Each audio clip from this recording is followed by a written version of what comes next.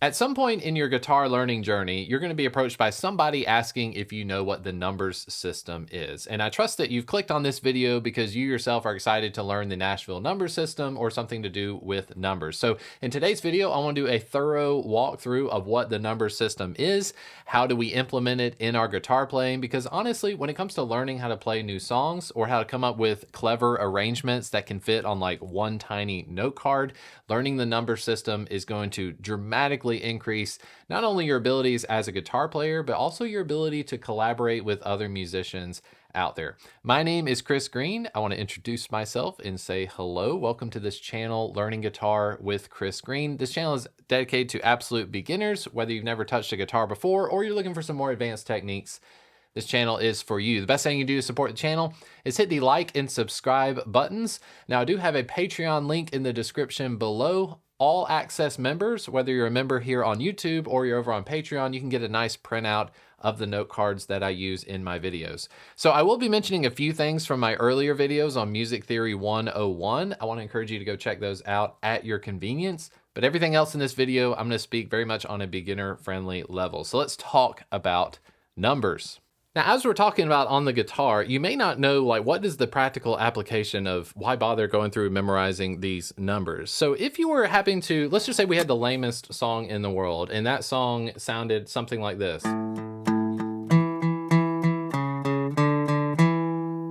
If you memorize it by letters, you kind of lock yourself into whatever key you're playing in. If you're working with a group like vocalists or singers, and that singer says, hey, my throat's not feeling it tonight, is there any way we can change the key? The problem with memorizing things just by letter only and not knowing the number system is that when it comes to transposing or shifting things around, you might find yourself in quite a pickle. But if I memorize this simple passage based off of numbers, I'm memorizing 1, 5, 3, 4, 5. And I can take that, if we're in the key of A major, I can play it here, 1, 5, 3, 4, 5. But I could shift it anywhere I want. I could go up here to E flat. Let's say we put this song in E flat. Well, I'm memorizing 1, 5, 3, 4, 5. Not only that, but I could shift any sort of range. If I want to take it up here,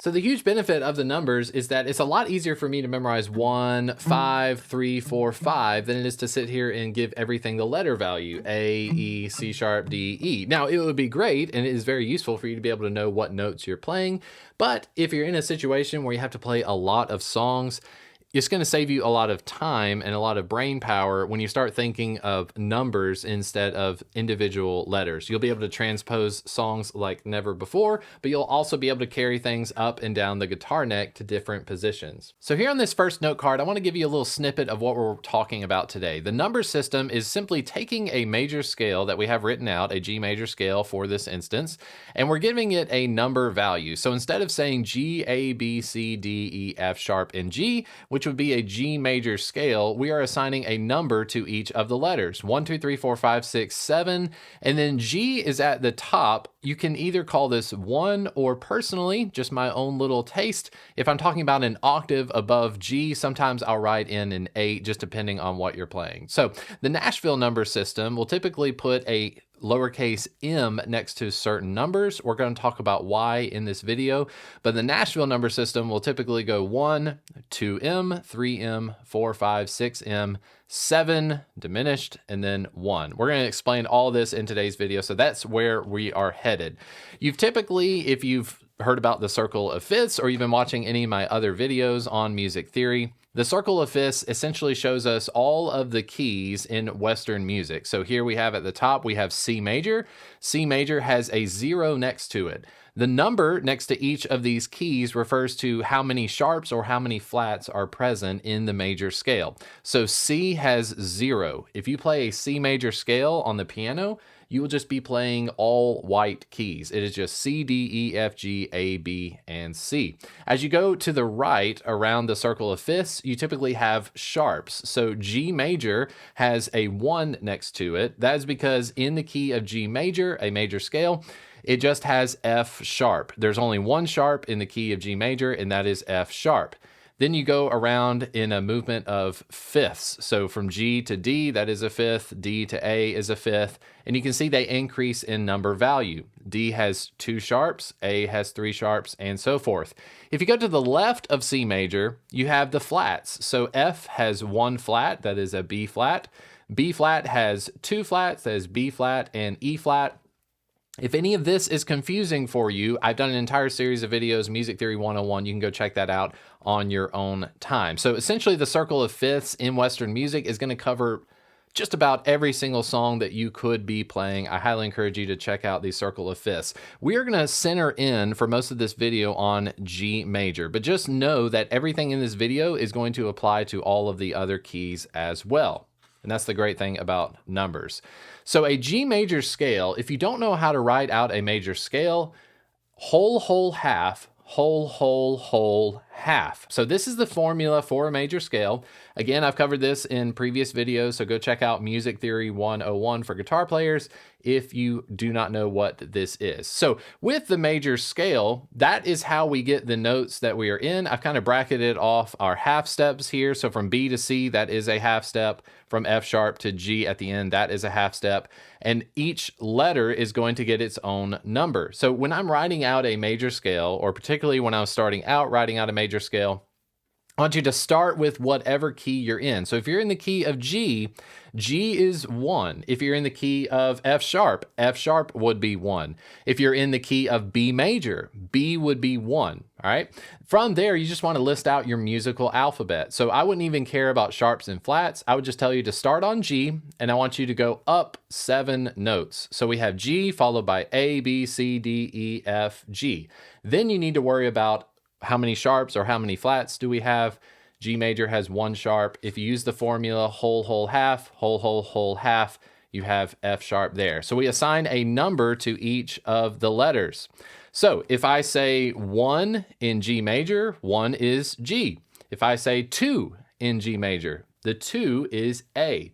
3 is B, C is 4, D is 5, E is 6, F sharp is 7, and then we have G again, which is 1. Now this looks incredibly confusing, but all I've done basically is written out the major scale for most of the keys, as many as I could fit on one note card. So at the top, you have C major. That is C, D, E, F, G, A, B, and C. The letters that are in brackets, those are major chords.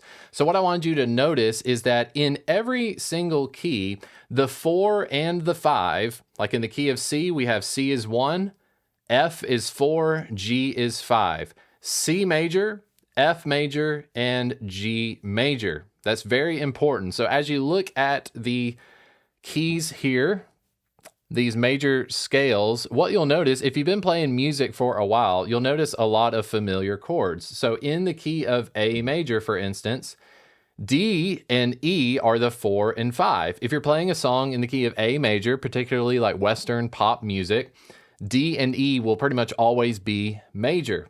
And then you have A major as well. So which ones are the most important as you're beginning? Obviously the 1. But then the 4 and the 5, those should stick out like sore thumbs, and we're going to talk about the rest of them as we go.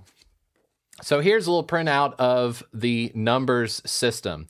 The thing I want you to know is that in every major key, the 1 will always be major, 2 and 3 will be minor, 4 and 5, like I just said, 4 and 5 will be major chords. 6 is minor, and 7 is what we call diminished. So in the key of G major, we see this work out because a G major chord in the key of G major is G major, correct? A minor and B minor. If you're in the key of G and you don't got any silly business going on, right? So you're going to have A minor and B minor. That is going to be the 2 and the 3 chords. 4 and 5 are C major and D major. How many times when you're playing a song in the key of G major? How many times do you see C and D major? Quite a lot, okay? 6 is always minor, so that's why you see E minor quite a bit. And then something that's not used quite as much, especially in pop music, is the F sharp diminished chord. So in a major key, disregard this G major stuff. We're just using G as an example. The 1, 4, and 5 will always be major. 2, 3, and 6 are minor. 7 is diminished. You might recognize this earlier from our Music Theory 101. I had you memorize these cards, and this one, for example, it has a G on one side, and I wanted you to memorize G1, and then I wanted you to memorize G, B, D. A G major chord is spelled out G, B, and D, and what that means is you have a root, which is 1, then you're going up a major third to B, and then from G to D, you have a perfect fifth. So you're building your building block for your major chords is that you have the root, you have a major third, and then you have a perfect fifth. G, B, and D is how you spell a G major chord. This helps us because as you've learned G, B, and D, you've also memorized 1, 3, and 5 in the key. So if I were to give this a number value, instead of saying G, B, D, I would say 1, 3, and 5. 1, 3, 5. G is 1, B is 3, D is 5. So if you have gone through my series of videos on memorizing the note cards, working with all of the major chords, you already got a leg up on the competition. So as you're memorizing the numbers, you've already started this process. You've got 1, 3, 5 already in your head. G major is G, B, D. That's 1, 3, 5. A major is A, C sharp, E. That's 1, 3, and 5. In A major, A is 1, C sharp is 3, and then E is 5. So all we have to do when it comes to implementing this in our playing is we have to fill in the gaps. So here we have G, B, and D. That is the 1, that is the minor 3, and that is the 5. So in between each of these letters, you obviously have other letters. In between G and B, you have A. That is the 2 minor. Between B and D, you have the note C. That is our 4, okay? And then after D, you have E as well. Another way of memorizing the number system is implementing Roman numerals. So if you are familiar with using Roman numerals, this is sometimes a lot easier to look at as well, because anytime you have lowercase letters in Roman numerals, that is referring to minor chords. So minor chords with Roman numerals will have lowercase, and as you can see, the 4 and 5 chords, they have uppercase. So here we have 1, which in Roman numerals is the letter I. A capital I is 1, that is major 1. 2 and 3 are minor chords, so you can either write 2M, 3M, or you can do a lowercase 2 I's, 3 I's. Now, the music that I primarily play, it being like pop, modern music, very simple cowboy chord world, I can get away with writing 2 and 3, and I pretty much always know that 2 and 3 are going to be minor. But if you are looking at a more rigid Nashville Numbers system, you'll see 2M or 3M. Then we have capital IV, which is 4. We have a capital V, which is 5. Those are major, so you just write 4 or 5. Then we have our 6 minor, so you can write 6M, or you can write a lowercase v followed by a lowercase I. And then for the diminished chord, which in the key of G major is going to be F sharp, A, and C, you can write 7, you can write a lowercase VII with a little circle, or you can write the number 7 with a little circle just above it. That's for the 7 diminished, okay? So Roman numerals, if you're not memorizing the numbers or numerical value, you can look at memorizing the Roman numerals as well. Either one will work. So now we need an action plan. So what are your steps moving forward? Now, if you've seen my other videos on Music Theory 101, you actually already know your 1, 3, and 5 in every single key. So you've already got a step up on the competition. 1, 3, and 5 in G major is G, B, D. 1, 3, and 5 in A major is A, C sharp, E. F major is F, A, C, and so forth. So hopefully you already know your 1, 3, 5 in all of the keys. If you don't, go back and watch my Music Theory 101 where we started making note cards in the first place. After that, it's really easy to just start filling in the gaps. So if you're in G major, you already know 1, 3, and 5. It's pretty easy to figure out 2 and 4. The 2 in G major is A. Not only is it A, but it's A minor. If you're in a key like B major, so B major has B, D sharp, F sharp. In between B and D sharp, there is a C, but if you know your key signatures, you know that it is C sharp. So in between B and D sharp, you have a C sharp. So that's our next steps. We want to be able to fill in the gaps. Every key, you need to be able to say 1, 3, and 5. And then it may take a little bit longer to fill in 2, 4, and 6. You may just have to do a little bit of movement in your head, but it's not that difficult filling in the gaps. You want to be able to know what the 2 chord is, the 4 chord, and the 6 chord. Now, the 7th chord, again, it's important for you to memorize that, but just know that the 7 is a half step below what your 1 is. If you're in G major, your 7 is F sharp.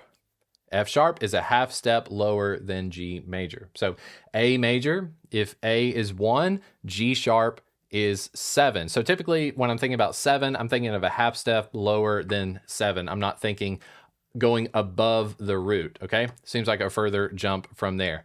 And then also just being able to recognize key signatures. Most of the time, if you're looking at a chord chart, it's gonna say very clearly what key the song is in. But if you're looking at a chord chart, you also need to analyze kind of what chords you're seeing. If you're looking at a chord chart and you see a lot of G major, C major, D major, E minor, we can start recognizing that that looks like 1, 4, 5, and 6 in G major, so you're probably in G major.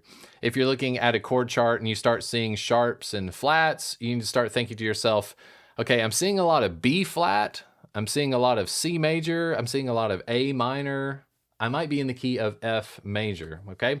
So it's being able to recognize those key signatures. That has been the numbers system. Where do you go from here? Like I said before, this is all building off of my Music Theory 101 videos, so make sure you go back and watch those if you haven't already, but work on memorizing your 1, your 4, your 5, and your 6 chords in each of the keys before moving on. I want to thank you so much for watching this video. My name is Chris Green. If you have any questions, just let me know in the comment section below. Happy to have a dialogue with you over there. Thanks so much for watching. I'll see you in the next video. Bye.